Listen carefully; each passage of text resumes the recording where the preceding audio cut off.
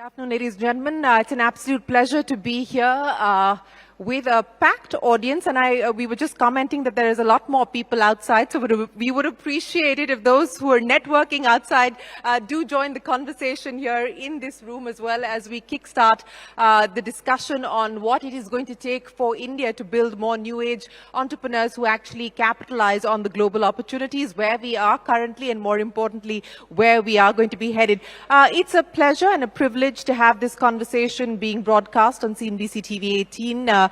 Young Turks, as some of you might know, on this in this hall is India's longest running show on startups and entrepreneurship. We just completed 22 years. So it's been great to watch the ecosystem flourish. Thank you very much, whoever is clapping. But, for 22 years, we've seen the Indian startup ecosystem change, evolve and flourish. And I'm particularly excited to see where we are headed from here on. So without further ado, let me introduce our panelists to you. We've got a power-packed panel joining us here this afternoon. Vishal, Mahadevia, the MD, Head of Asia Private Equity and the Co-Head of Global Financial Services at Warburg. Pincus, Vishal, could we have you up on stage, please? Ladies and gentlemen, a big round of applause.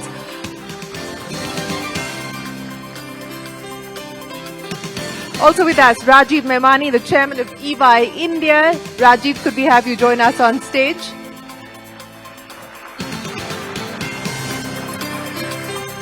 And keep the applause going for Udai, Dhawan, the founding partner and the head of India at Affirma Capital. Udai, thanks very much for joining us here on this conversation.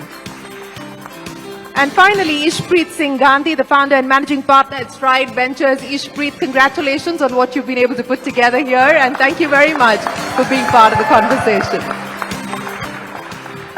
Okay, so as I said, it's time now to change the energy in this room, and it's time to get into top gear. So without further ado, Vishal, let me start by asking you, a lot has changed in the last 12 months, and a lot has changed in the last week as well. We've seen the budget announcements coming in. There is now parity as far as long-term capital gains is concerned, which has been a long-term ask of the startup ecosystem. There's also the angel tax abolition that's come in. If I were to ask you to start by giving me a broad picture of sentiment as well as mood, what would you say? Where is the money heading to? Look, firstly, thank you for having me, Ishpreet. Congratulations, and thanks, Shereen. The mood is fantastic. Everyone is looking towards India. They've been looking towards India for a while now. I think the budget and some of the things you mentioned are really important. Because one, the core thing of the budget is people were concerned post-elections, will fiscal discipline remain? That remained. And secondly, just the signaling to investors by removing something like the angel tax. It's not a big revenue thing, it doesn't really move the budget, but the signaling itself is massive, and India sits in such a great spot. So I'll just give you an anecdote. 5-10 years ago, I would go to investor meetings in New York, and maybe 2 out of 10 people would be interested in talking about India. Today, that's 9 out of 10. It'll be 10 out of 10. They're not all coming to India, but they're interested. They're interested. And one of the other things that's changed, Vishal, since you were talking about anecdotes, and I was just looking at this, the large private equity firms, we've seen the India heads being elevated to global positions and to lead Asia Pacific for Warburg Pincus, for KKR, and for Blackstone as well. So India, the lucky charm?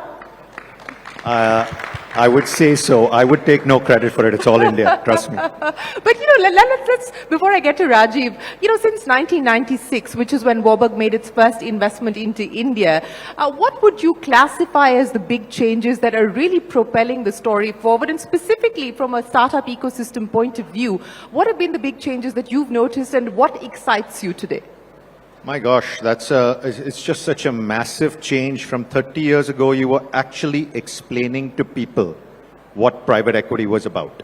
I mean, I remember a conversation that someone at Warburg had with an entrepreneur, where he spent 1 hour talking about the great things private equity can do, the value you can add, and at the end he said, that's great. I'd love to do this, but do I have to give you any shares in my company? And that's just changed. Entrepreneurs are now, there's an entire new generation, and it's why shouldn't we take venture capital or private equity or venture debt, not why should we.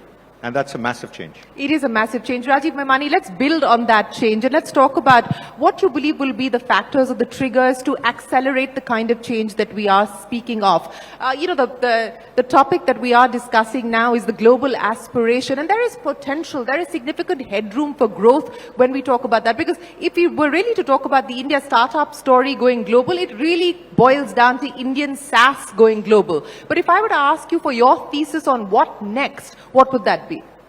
Yeah. Thanks, Shereen. Thanks, Ishpreet, for inviting. If you actually follow the startup story, a lot of the very prominent startups actually went global pretty early. And most of them have sort of come back. Yeah. They've had to, write off or whatever else it is. Some of them are still there because they made acquisitions, and some of them are actually doing quite well. Most of the startups which are looking at going global, as you rightly said, Shereen, are either those which are in the services space, because that's India's competitive advantage. Value creation in India through leading edge technology and innovation, the kind that you see in the West Coast, has still not happened. India's startup ecosystem, India's entrepreneurs are right now maximizing the opportunity that is there in India. Scaling up at massive space, leveraging on technology that is there, looking at gaps in the market. So my personal view is, even if I look at corporate India at a larger scale, right now aspiration is not to go global as much.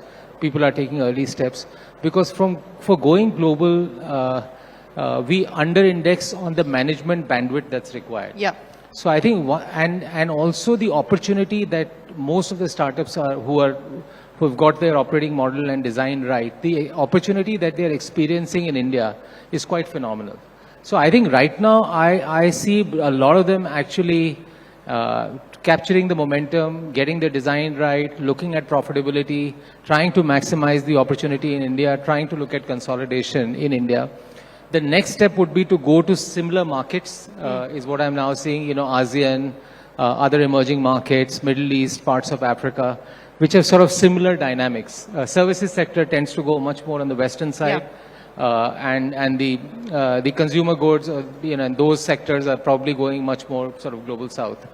So I would say that probably would be the next step. But right now the opportunity in India is also so immense with the way the economy is growing, and the way, the startups are now penetrating to tier 2, tier 3 cities. Yeah. I think right now, the way it appears to me, they are maximizing there, and they're also looking, for those who are successful, they're looking at lateral opportunities in this space. Yeah, I think there's a couple of factors playing, as you pointed out, Rajiv, and you were right in talking about the fact that we saw many actually take those first bets of going global. Companies like Zomato, companies like Ola decided to go global and have now decided to exit their global operations and focus on the domestic markets, largely driven by bandwidth issues, driven by the need to be profitable as well. But, I just want you to also put into context for us, and perhaps Vishal, Udai and Ishpreet can comment on that as well. While we're talking about new age entrepreneurs, let's also focus on the story that's playing out from a sourcing point of view, from a make in India for exports perspective. I mean, I'm just looking at the numbers that Walmart and Amazon have reported. Walmart, with a target of exporting from India $10 billion by 2027. They've crossed the 30 billion mark in the last 2 decades. Amazon has done about 8 billion in exports from India, but this is largely from the MSME sector. So how is that likely to play into some of the factors that we just spoke of? And, what is a new gen entrepreneur anyway? I mean, entrepreneurs are entrepreneurs, aren't they? Yeah. I think Shereen, you're absolutely right. It's a massive opportunity. But classically, if I looked at what the new age entrepreneur was, I think the leaning was much more towards services, technology, consumer, where you could massively leverage technology for getting a competitive advantage. I think that's how we define the startup ecosystem. But I think some of them, Zetwork, Off Business, Moglix, I think some of them are trying to capture this opportunity. Maybe there are others, I don't know all the names. But I think it's a massive opportunity. And what happens is when you have, the biggest is Apple, iPhone. When you have iPhone, when you have the likes of Amazon, I mean, if you look at e-commerce exports from India, Yeah. they're about $30 billion. China still does $330 billion of e-commerce exports.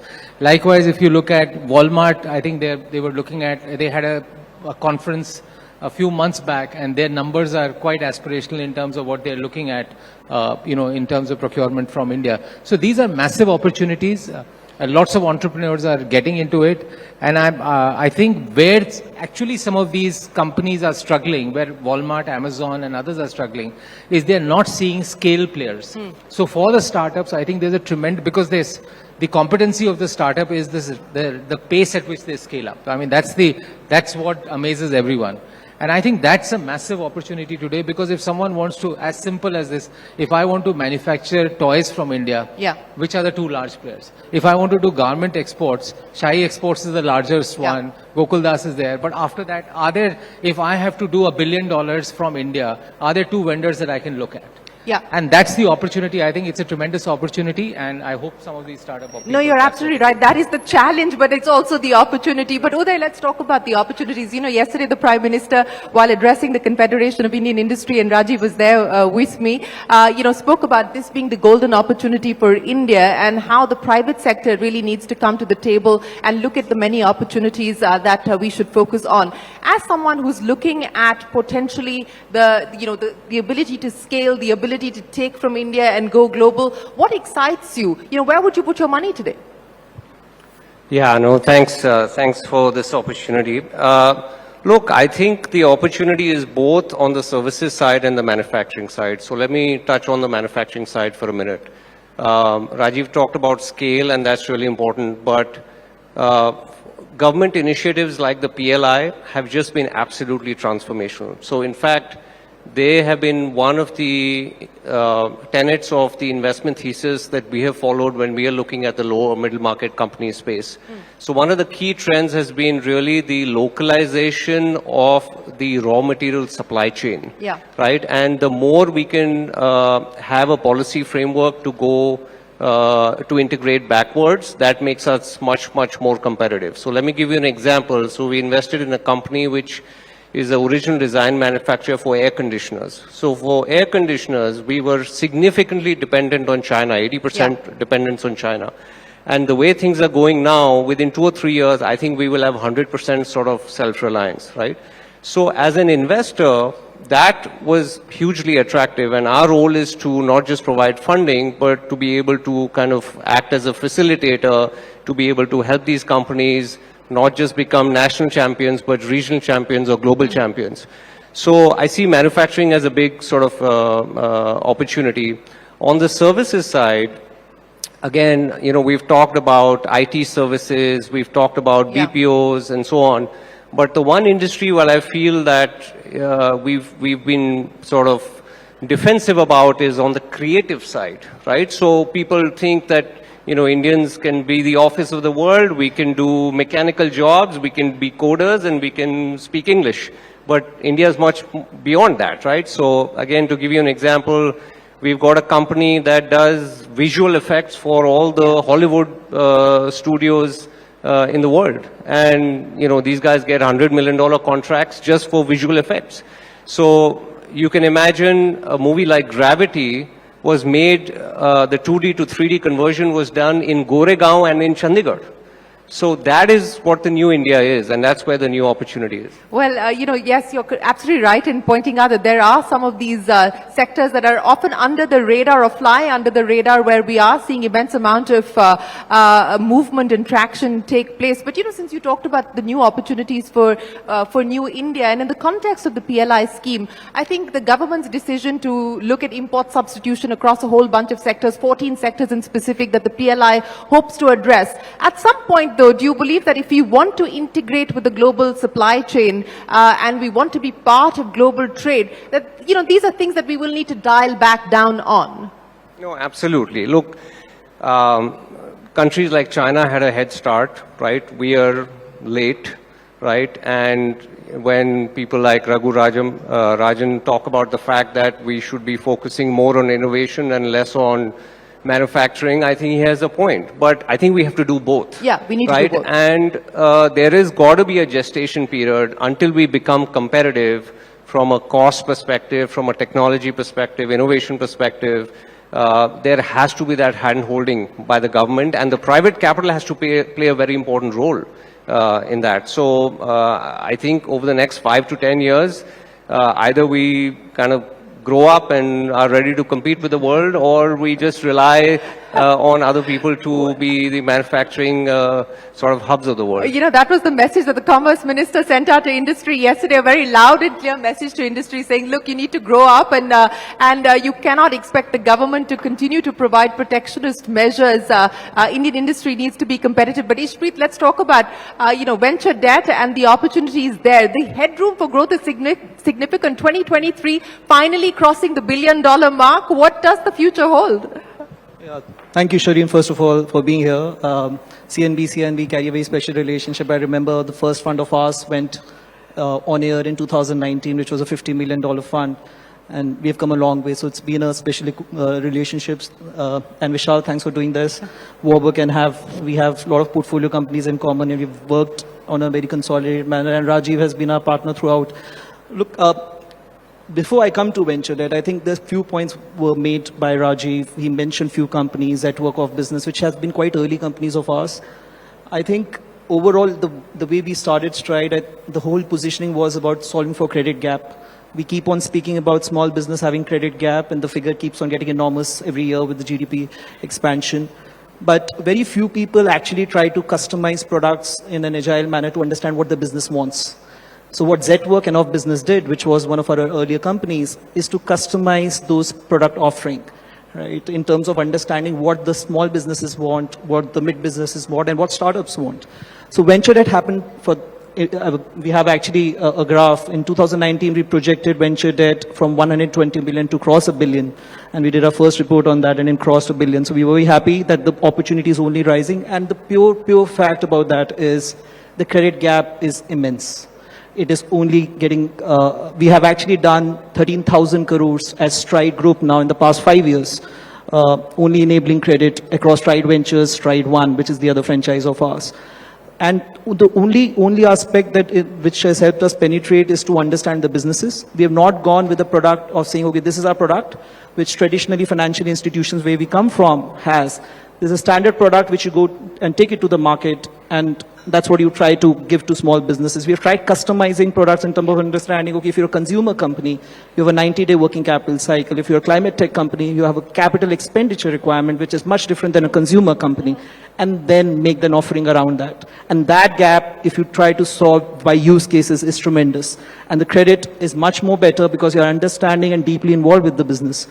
So opportunity-wise, venture debt is definitely getting expansive. We are going global because the expansion we see on cards for venture debt being very, very important. But overall credit gap, I think there's a massive opportunity to solve for. No, there is a massive opportunity, and it gives me a sense of deja vu because I can't remember how many panels I do every week where we talk about the credit gap and the very different ways that different players are trying to address that. But, what has been the experience for you, Ishpreet? What do you believe is the big pain point? What causes most friction? And do you believe that there is requirement on the regulatory side? I'll give you an example. For instance, the former State Bank of India chairman Rajneesh Kumar said that we need to have a different rule book. The regulators need to have a different rule book when it comes to fintechs if we really want to bridge this credit gap.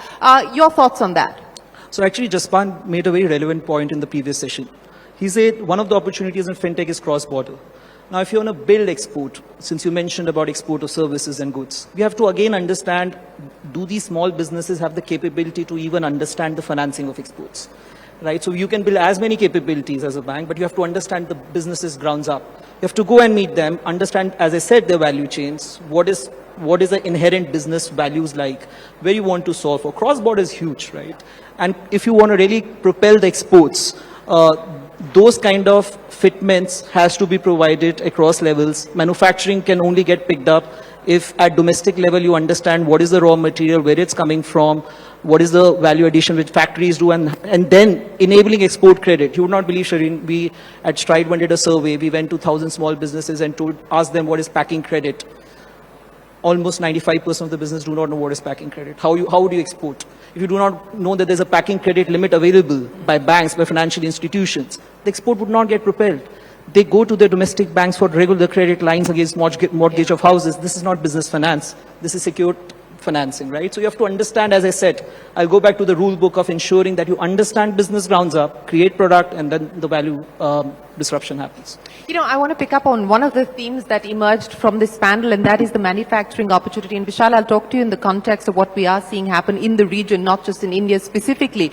You know, this supply chain diversification that's taking place, this anywhere but China theory has been put aside very clearly at this point in time. It is now anyone and China, you know, which is being talked about, and India, of course, figures in that list. As we look at this China plus one strategy, I think it would be complacent to assume that we're the only game in town, because if we take a look at the numbers for Vietnam, for Thailand, I mean, I was just taking a look at the latest numbers. Thailand has seen FDI up 43% year on year, Vietnam up 32% year on year. So we are seeing other regions also emerge in the quest to try and drive in the benefits of this supply chain de-risking. Where do you believe India stands in this place? And if I were to ask you about your programmatic thesis on India today, what would it be? So, look, I think you said it better than I could. There's options for investors. There's options for customers all over the world. As Udai said, we're late to the party. China has built its capability over decades. Manufacturing know-how, process know-how, cost benefits. We have to catch up. We can catch up. But there are options. It's not just other countries, by the way. The most crowded port in the world today, one of the most crowded ports is Mexico, Gulf of Mexico. All the Chinese companies are shifting equipment and building plants in Mexico. They've clogged up the port with the ships. So China may not be selling out of China, but they'll be manufacturing somewhere else and supplying the world. So we need to be ahead of the game, and we need to keep doing that. Programmatically, there are two things we're looking at. One is manufacture in India for India to start with. Again, I think the point was made. Lots of examples I can give you. And going from there, pick the products, pick the spots where you don't need government support, where you can on your own go out there and win. And where there's high amount of engineering required, short-run manufacturing, skilled labor. India actually does really well in those. So let's pick those, build those out, and win.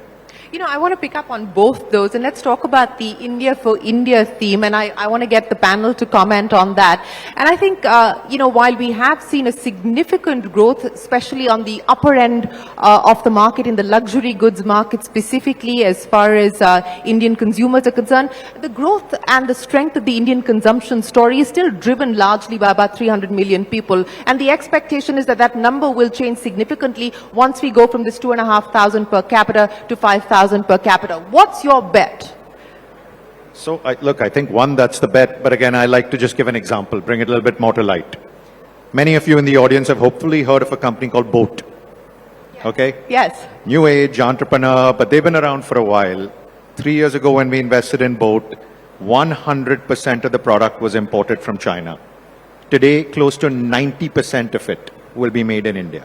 So what you're buying, what you're using out here is made in India. Next step, international expansion. Rajiv talked about it. This doesn't mean go conquer the US. Start with ASEAN, start with the Middle East. We've got Indian consumers all over. The brand is known. It's just an example of investing, and slowly, it will take time, but build it out in India and win. That's the India for India theme to start with, and I'll get Rajiv to comment on that as well. But I also want to talk about the India for the world. Outside of the SaaS story, outside of the IT services story, the GCC story, what is the India for the world thesis that you're betting on? Here's another company, local, Faridabad based, called Imperial Auto. They make fluid transmission products for auto. Leading market position in India, started as India for India. We invested in this company a few years ago with Rajiv's help. And today they're selling all over the world. Highly engineered products, lots of part numbers, complicated, high labor content, skilled labor. They're going to win. And this is the type of company when they can actually go out there, build a sales force, figure out a go-to-market, because it is different in different markets. And that's where someone like a Warburg or other private equity, venture capital should be able to help. It's not just capital. help them get those markets. So I think Imperial Auto is a perfect example of India for the world. You know, since we're talking about capital, and I know that private equity is sitting on a fair amount of dry powder at this point in time, given the many opportunities that you just spoke of, Vishal, what's the appetite for putting that money to work here? I mean, how much are we going to see you put into India? So my biggest trouble has always been my partners in the US say, why aren't we investing more in India? And I'm like, I'm trying. We need more opportunities, more entrepreneurs, more help, all that stuff to do. But I think you're going to find an appetite for a lot more capital to continue coming into India. The appetite's there. It's the ground up opportunity that we need to go out and find. Number? Oh no, I don't give a number. We don't. Come on. You have to give us a ballpark number. Let me give you a ballpark number of what we've invested. We've probably invested about $5 billion over the last 4 to 5 years in India. It should be multiples of that, otherwise we're not doing our job. Multiples of that. That leaves us with any number that we would like to pick. But Rajiv. But nice try pinning me down. I'm going to keep trying. But Rajiv, just to come back to the point that that Vishal was making, and I think it links back to the point that you made as well, that there is no dearth of capital. That you also need companies that are investable and that can absorb that kind of capital with the ambition of actually being able to scale. On this China Plus One, as well as the point that Vishal made your comments. No, I said the same, Shereen, earlier. I think it's a great opportunity, and across sectors. If one is the cost structure that India offers. I mean, if you just look at availability of resources, cost structure, and the speed at which we underestimate the speed at which we can scale up and ramp up. I think that's especially compared to what's happening in the Western world and in areas, newer areas like electronics and others, or in areas around energy transition or other sectors that people talked about, whether it was auto, APIs, pharma. I think we are seeing India for India, we are seeing India for the world. Having said that, I think we shouldn't be complacent. It's a competitive world. The economy is in a great shape. I think the government has done a great job of having a strong balance sheet. The financial institutions have a fantastic balance sheet, not strongest probably what we have seen. I think we now, if we have to unshackle the factors of production that are impacting, I think we need to ensure that we become sharper and smarter. And the government has done a great job of reducing logistics cost, keeping fiscal deficit in control so your interest cost goes down. They're trying to see whatever they can do on the labor side. Land they've announced in the budget, but we have to do more. The second is on just ease of doing business. I think if we need to attract investment, if we need to unshackle the entrepreneurs so that they can realize the full potential, I think Give me an example of how entrepreneurs are still shackled today. Where do you believe they find it the hardest to break out? No, I would say, if I was to look at ease of doing business, today we have 1,500 laws to comply with. We have roughly about 40,000 compliances. We have about 6,000 filings. Not that every company has to do that or every entrepreneur has to do that, but that's the scale that we are talking about. So even if every entrepreneurial company has to do 5% or 10% of that, that's a massive number. And if I just look at last year, of the number of changes that happened, almost 4,000 laws and regulations were changed. So then you have to sit on top of that. Yeah. Otherwise, that's good for you, isn't it? It's great for us, but as Vishal always tells us that we are all bull market operators. The more there is investment, the more there is growth, the better we are. So we don't want to be parasites. We want to be people who actually do a good job when the markets is growing and the organization is growing. And I think government is, to use digital, to use technology, to use the portals. I mean, you can create one portal where you have all the laws that have changed in the last 12 months at one place, so people can go at it one go. So there are lots of things in terms of simplification that have been done. Yeah. Honestly, a lot of people are not aware of the changes that the government has made. I think there has to be more awareness of that. And I think constantly at the state level, the simplification needs to be much more. Yeah, I do understand that, the compliance burden and the compliance challenge is a real one, and it continues to be one that sometimes proves to put the brakes on the kind of growth that an entrepreneur might want to push. But Udai, let's talk about the India consumption story, because that's a bet that many entrepreneurs are making at this point in time. How do you read that? I mean, I've seen segregations of, building for India and building for Bharat and so on and so forth. But how are you reading the consumption engine? What will drive it further? And the kinds of bets that you might want to make on the back of that?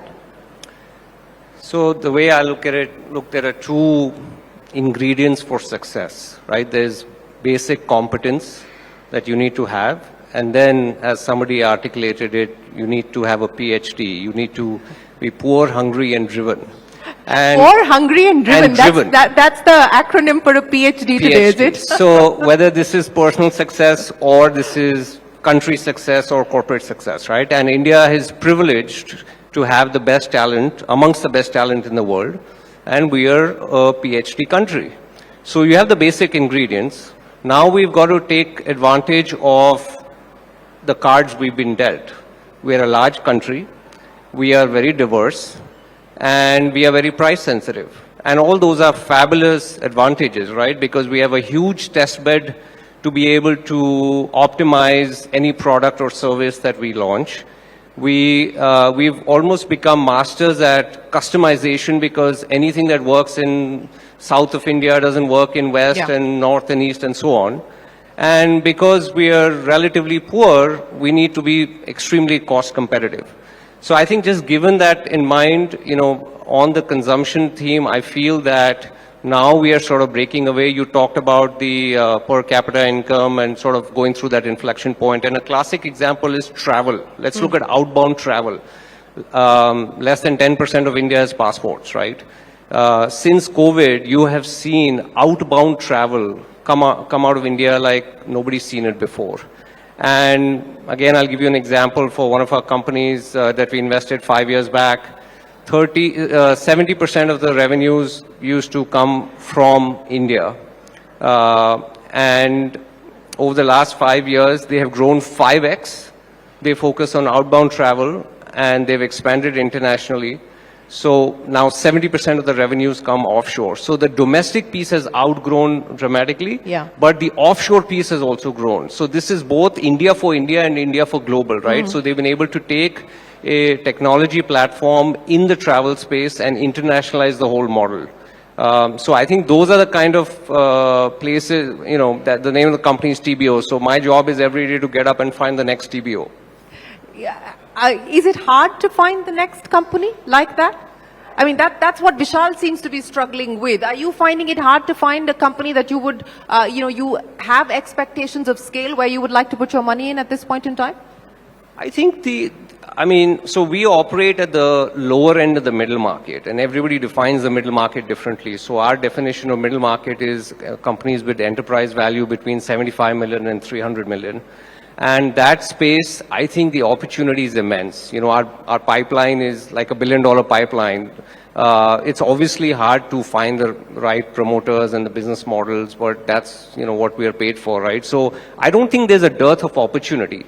It is just a question of lot of stars need to align, right? You have to have the right promoter chemistry. You need to have the right pricing dynamic. You have to have the alignment with the other shareholders, etc. So that is what is the difficult part in the execution.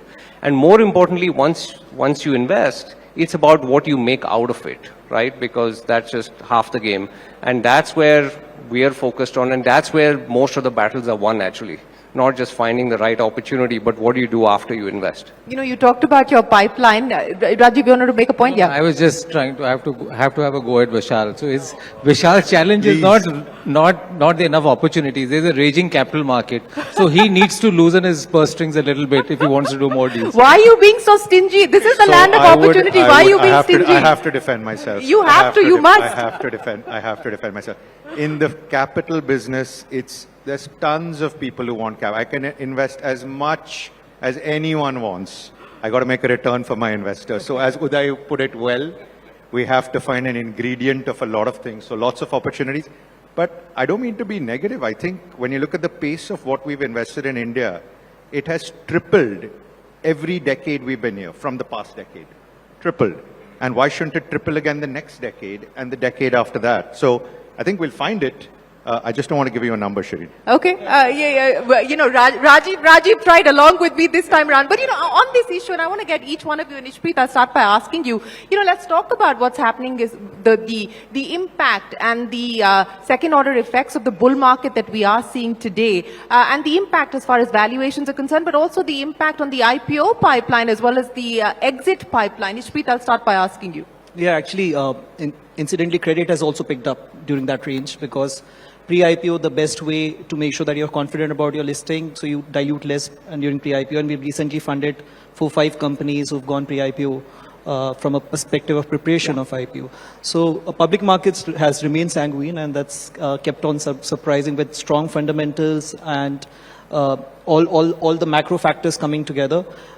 We believe that from a credit perspective, at least, this entire journey of ensuring that the company is prepared for the next 3 years of listing, how do you enable credit at every point of time is something which we've started looking at, and most of the credits have recently been have been deployed at a pre-credit pre-IPO markets.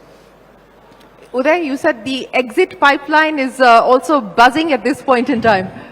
Yeah, no, look, I think the public markets have come such a long way.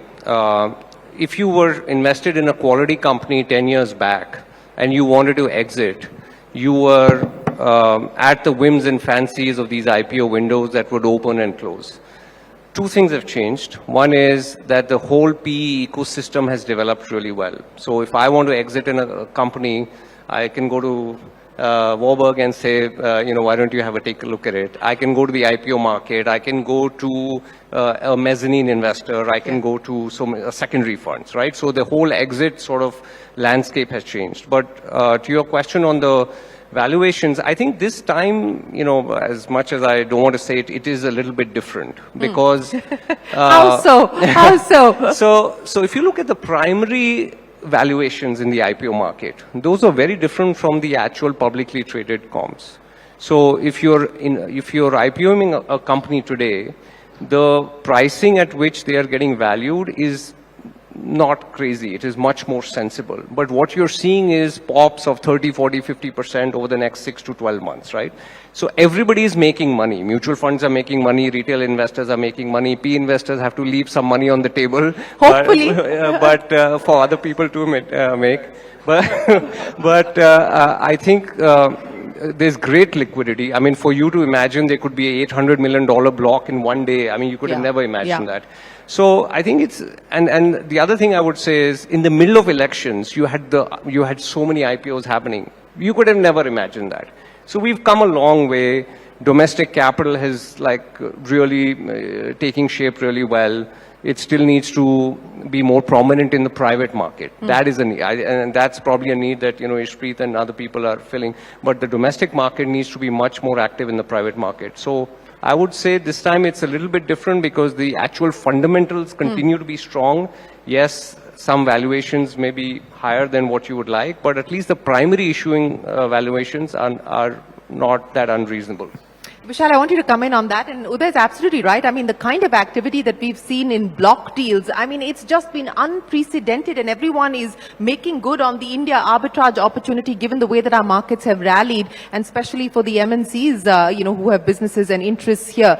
But on valuations, how do you see that? On IPOs, what is the expectation from here on? It's already been a pretty busy year. What would your expectation be? So look, I think India's always had two types of cycles. India's either expensive or it's very expensive. That's it. And where are we today? I think the real opportunity here, and we're going to invest 10,000 crores in India this year. Warburg Pincus alone. You finally gave us a number. Yeah, no, this year. I didn't give you a target for the future, but we're finding opportunities because we're finding great entrepreneurs. We're finding opportunities to do the Make in India, the Make for the World, all these things. And if you take a 5 or 7 year view and you can transform these businesses and grow them, it really is what you can do with it, not the headline multiple that you're paying for it today. So yes, there are pockets of exuberance. There'll always be pockets of high valuation, but there are places where there's very good risk reward that we're finding, Udai's finding, Ishpreet's finding. And I think that's going to continue. So I'm actually very positive on where we sit today, both from a valuation perspective. And yes, we'll exit in the public markets when things are good, but we'll continue to invest as well. And control deals, will that continue to drive you? 6 out of our last 7 deals are control deals. I think that's partly, as Rajiv said, a function of where the markets are, but it's also a function of where the asset class has reached, where next generation entrepreneurs are comfortable passing on their company and their baby to private equity as the next owner, which may not have been the case and was not the case a decade ago. No, it wasn't. It wasn't. And that, Rajiv, is a dynamic that has changed in the Indian market, has it not? In the context of the opportunities for, younger companies going up against larger conglomerates, but now also a significant amount of consolidation taking place. So it's also an opportunity for these companies. How much more consolidation do you anticipate, and how much of the conglomerate picking up these new age entrepreneurs is likely to be a thing? Yeah, no, I think it'll happen. I don't know how much, it's very hard to say, Shereen, but I would say, my sense is I think everyone's trying to see when the valuation kind of corrects. And we saw some activity, much more activity in and around the COVID period.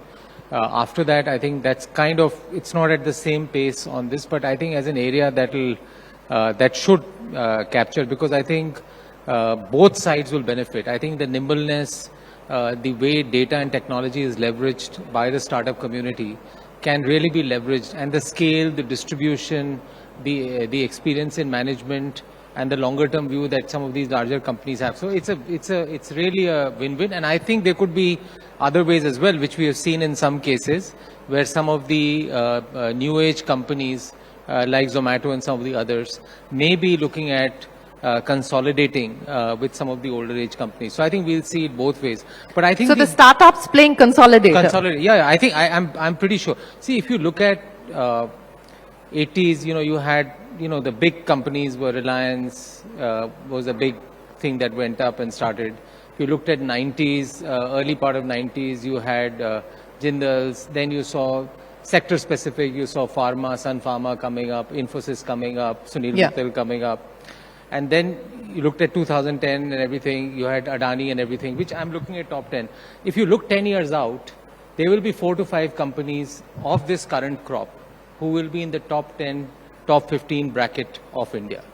So I think every decade has 2 or 3 companies that sort of springs up, which is in the top 10, top 15, top 20. And I have no doubt that some of these startup companies have already reached there, and there will be some others. Shereen, I just wanted to add one thing. Yeah. I think what Ishpreet is doing is really fantastic, because if you look at India's market cap today, it's roughly $5.5 to $6 trillion. Roughly 35% is held by promoters. So, take about roughly 2 trillion. Yeah. At some stage, as second generation comes in, and in spite of the unattractive market valuations, which both of them were mentioning, some of them may want to unlock and may want to see and try and see. Yeah, and even if a fraction of that is unlocked, a lot of that is going to get into private capital, alternative assets. And I think at some stage, the way it's happened in China, in 5 years, 10 years from now, you'll have hopefully, much stronger outfits like Strides and even larger, Indian, GP community that will be raising money from LPs who are from India, and also some of the global GPs may be raising money from well, India. plenty for Ishpreet to do, but that really, I think that's a perspective that I'm glad that you put on the table, and I think it goes back to the point that was being made by Vishal as well as Udai. We are a $3.5 trillion economy today with a market cap of $5.5 trillion. So, talking about expensive or very expensive, Vishal, it underlines or underscores that point. But Ishpreet, you wanted to make a point. No, just adding to Rajiv's point, for the new age businesses on the valuation perspective, what change we have seen is, since we've analyzed a lot of new age businesses, from revenue multiple, we're talking about profitability multiples, right? That's the first of all basic change which has happened. And then there are now thought process of building horizontal capabilities. So big companies, the new age companies who are trying to hit the public markets in the next 2 years, they are trying to build their horizontal capabilities while acquiring smaller companies, right? That element of thought actually makes them more larger as an institution, because then we've seen a lot of consumer companies, a lot of commerce companies, a lot of climate tech companies doing that. Loham, which was earlier in the panel, They have built various kind of capabilities, some with acquisitions, some with organic growth. Yeah. And that's where the unlocking of equity and debt, equity debt plays very strongly, because you have to make sure that you balance the worst thing you want, that the new age companies hitting the public markets with the founders owning 10% of the company or 5% of the company, which has happened in the past. But that thought process is changing a lot, Shereen. People now are very, very conscious about dilution, and that actually will result into less of opportunities, because that gap of private equity funds at mid-market, large caps coming in, they have to weigh those kind of opportunities where the founders are very, very particular about dilution, and hence it gets narrow. Another point which we've not made is on the governance. Yeah. I see a massive change there, and that's why one of our recent strategies is around special situation, which is called Sporos, in which we believe there are a lot of companies who've hit certain roadblocks because they were at peak of the bull run in 21 in private markets, and they've raised capital and didn't know how to deploy capital in a right manner. And they've built some capabilities which could have been avoided, or entered a zone which could have been avoided. Yeah. That resulted in a lot of stumblings. And I think that learning has been embraced by new age entrepreneurs as well. I see a very positive upliftment, because these learnings of profitability, governance, results into more feed for Udai and Vishal in order to invest in these businesses. So I think it's all positive there. Yeah, Vishal, go ahead. I just wanted to echo what Rajiv said, and I'm not beneath flattering Ishpreet, that's not what I'm doing, but we're partners in some companies, and the venture debt asset class, it's not only filling in that part of the capital. I think it's patient capital. And Stride and Ishpreet, I know with our companies, because nothing... You're not patient capital? No, equity sometimes has to be patient because you have no choice. Yeah. Debt usually is not patient. So I really think venture debt as an asset class, being supportive and patient, fills that part of that cap table, and I'm seeing it. I've seen it real time, because startups do not go in a straight line. Yeah. And it can't be straitjacketed. No. So we have to be patient somewhere, to Vishal's point. We can't be very, very strict about, ultimately we're embracing entrepreneurs. We can't say, okay, your covenants have been breached and this. How do you navigate those stress scenarios is equally a part of our KRA. Yes, I would imagine that will have to be part of your KRA as well. But gentlemen, I want to, I wish we did have more women on this panel besides me, but let me get each one of you to talk to me about what you believe will need to be the enabling factors to really be able to achieve, this topic of discussion. And Vishal, I'll start by asking you, particularly from the regulatory point of view, as well as from perhaps any further government intervention required, though as Rajiv said that a lot has already been done. But, building blocks, further enablers, what more would you like to see? What next? So I have 2 points. One, let me just pick up on your point on women on the panel. Look, India's gotten to this point. It's phenomenal. We got this great opportunity. We've done it with one hand tied behind our back. We have the most abysmal female participation rate in the workforce. That's half our population. Yes. So just imagine if we made use of that, what we could grow at and what is possible. I'll just leave everyone with that thought. Is that going to be part of your investment thesis? Oh my God, it's massive. I mean, we're talking about it across all our companies, not because of just diversity, inclusion and things like that. It's genuinely an enabler where you've seen it happen in other countries around the world. We have that opportunity. I'm not the expert in it. That can be a whole panel discussion by itself. But I did want to pick up on what you said. It's seriously, we've done this with one hand tied behind our back. Our women participation rates is lower than Saudi Arabia. So anyway, that was one. No, I'm very aware of that. I'll bring you on to Future Female Forward, which is another campaign that I run. We'll talk about that on another day. No, but I genuinely think that's one very large part of what we do. And sorry, now I've forgotten your question. No, enablers, the next stage. I think the only thing I would say is I think the government's done an amazing job. They've done part of our job for us in raising India's profile in the world. 2 things I would say is, no complacency, no hubris. In a bull market, that's what happens. We have not arrived. There's a lot more that has to be done. And in bull markets is when bad things happen. And I'll just end with one example. China, 3 years ago, everybody wanted to invest in China. And it's not geopolitics. It started when Ant Financial IPO got pulled. And bad moves, whether intended or not, by regulators or government can change something very fast, just as the good has made India very good. So no hubris, no complacency. No hubris, no complacency. And, as you rightly put on the table, sometimes regulatory action does have unintended consequences. Rajiv, enablers. So I I would say what the government has done on skilling, because at some stage that will become a constraint as organizations scale up. So what they've proposed in this budget, and if we can follow through on that, the top 500 companies and others, I think that will be a good, I would think it will be good, very good enabler for companies to grow, and also more equitable distribution of income right through the value chain, because that's what you need for economies to grow. The second thing is we need to find more, we need to find a way to lubricate from a regulatory and taxation standpoint, where through foundations or pension funds and others have greater flexibility to invest in private markets and capital markets.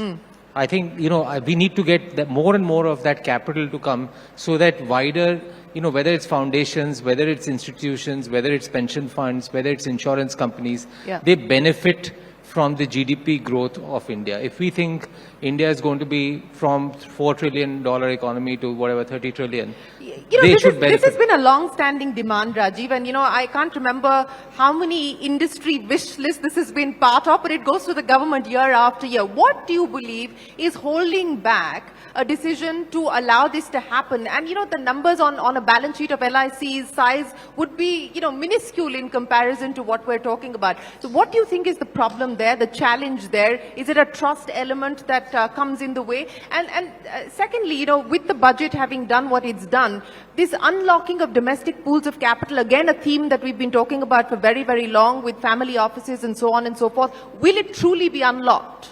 Yeah, I mean, some of it will definitely come through, but to answer your first question, Shereen, I think it's a matter of trust. I mean, if you look at India, roughly 11% is allowed to be invested in equity markets. If you compare that with US, that's around 50%.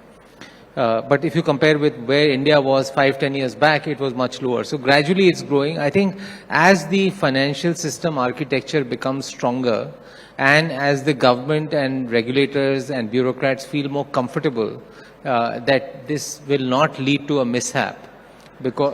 And thirdly, there's always a view, if you do this, this can be misused like this. If you let foundations invest, endowments invest in long-term equity, then A, B, C, D things can happen.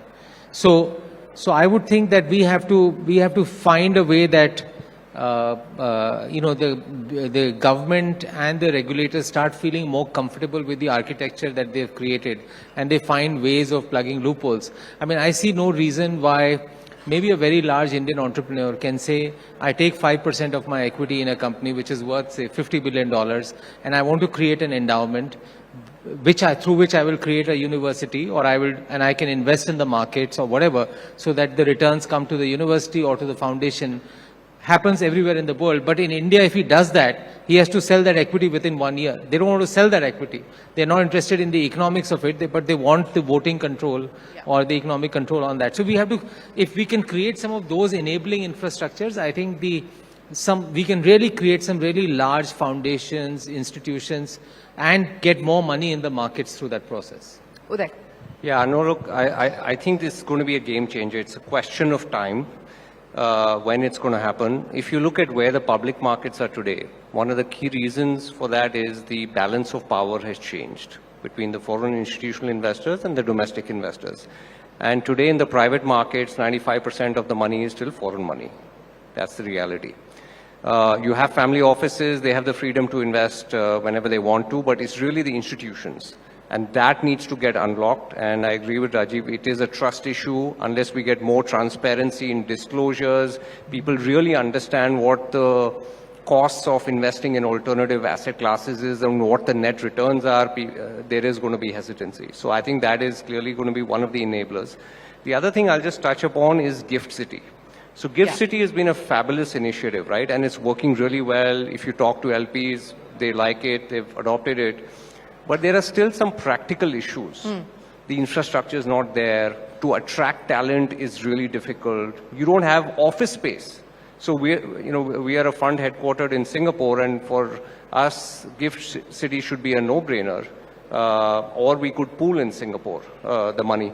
But we are thinking through some of these practical issues. How do you even get real estate? You have, Yeah. you have some temporary sheds where you have to put people. There's nobody willing to go there. So, and the approval process is still take a little bit of time. So Right. some of those things, if they can be ironed out, I think they'll be really helpful.